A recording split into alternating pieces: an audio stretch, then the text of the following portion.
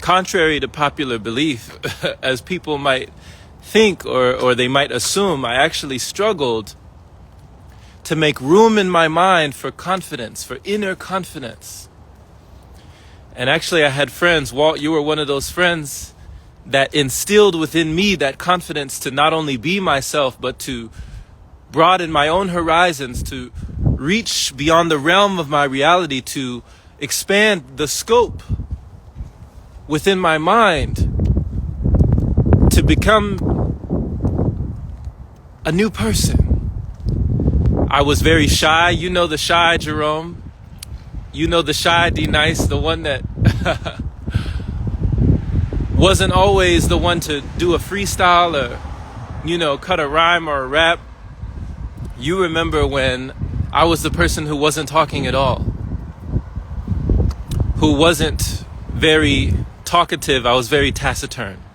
And I had to learn, that if I wanted something, if I wanted to be heard, I had to speak up.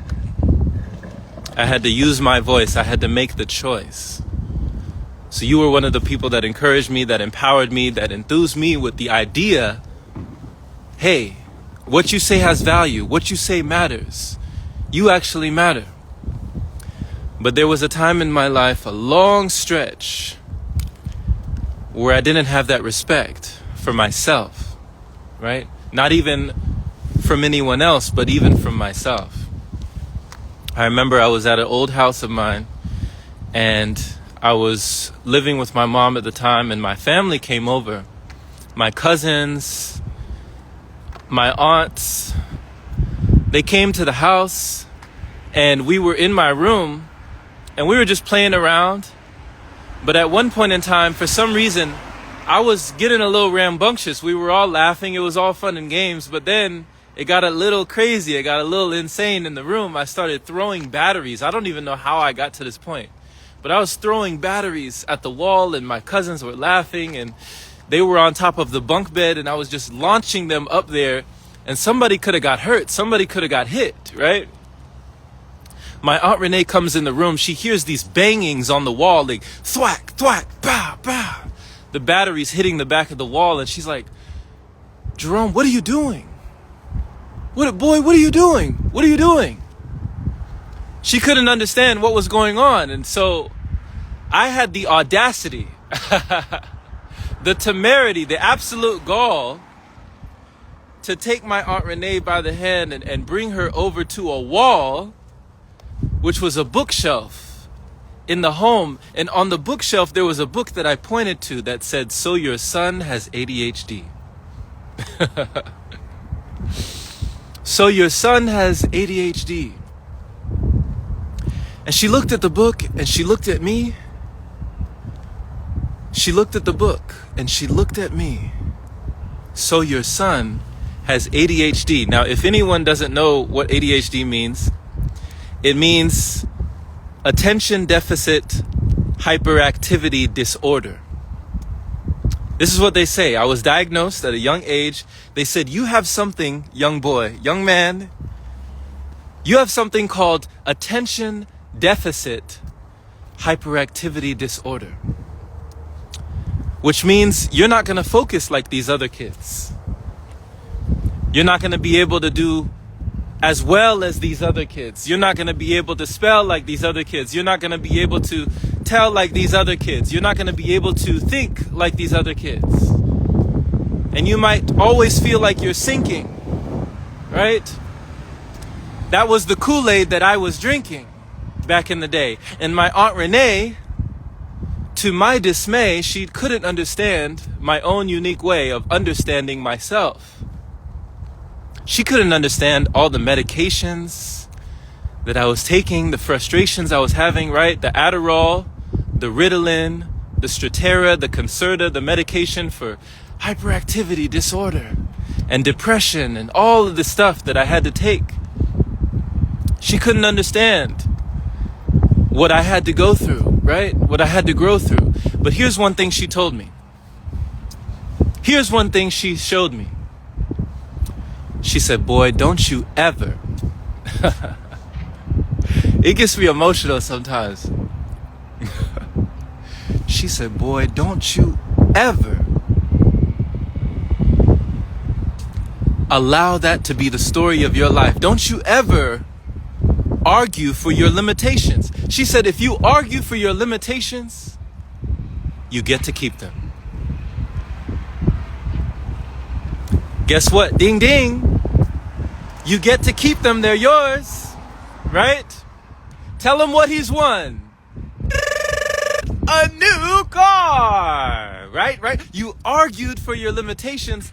Now you get to keep them. She said, don't you ever let that be the story of your life. Let that be the narrative. Let that be the life that you live. Let that be your reality. You get to choose. No one else has to choose. And it took years for that seed that she planted in that moment. It started being watered. I watered it a little bit. That makes sense.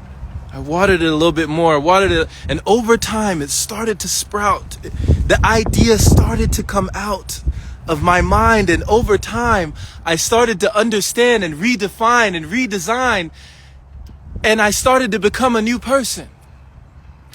I realized all I need is within me now. And I told my folks, I told my counselors, my psychologists, right? At the school I was going to, I said, you know what? No more medication. I decided to be dedicated and no longer be medicated. Let me say that one more time.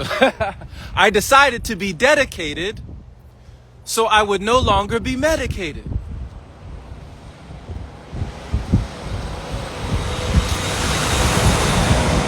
And it was tiny steps towards the belief, tiny steps towards the breakthrough, tiny steps towards just that understanding that there was nothing actually holding me back. The whole time I was waiting to attract. The whole time I was held back by the matter of fact. There was actually nothing holding me back. It was all in my mind. So this is just a message for you, my friend. Is there anything that you thought in your life or that you are still thinking right now that might be a limitation? To understand that the only limitation is the lack of imagination. Imagination is the only limitation. And the more that you stretch, the more that you get. But the most important thing is that inner respect, the things that always reflect. What do you connect when you look within? When you look within you, do those doubts continue? When you look within you, does disbelief continue? Or do you realize that there is more with your real eyes, that you could see past the real lies in life? What would you say for yourself that would be worth it, right? To understand at a deep inner level, you deserve it. You have purpose, right? So blessings to you, my friend. Much love. Understand that if you argue for your limitations, you get to keep them. And if you don't think that something is possible, you'll never reach them. Right? So thank you. Thank you for listening. Thank you for glistening. Share this with someone who needs to hear it. Keep that grateful, thankful spirit.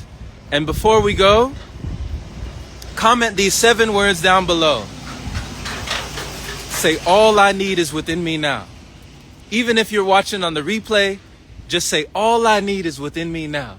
All I need is within me now. All I need is within me now. All I need is within me now. All I need is within me now. All I need is within me now. All I need is within me now. Scream it. Shout it. Mean it. Right? And the transition will be seamless. So much love. Thank you so much. I'm sending you all the love, all the strength. You have all that you need within you. Don't stop. Just continue.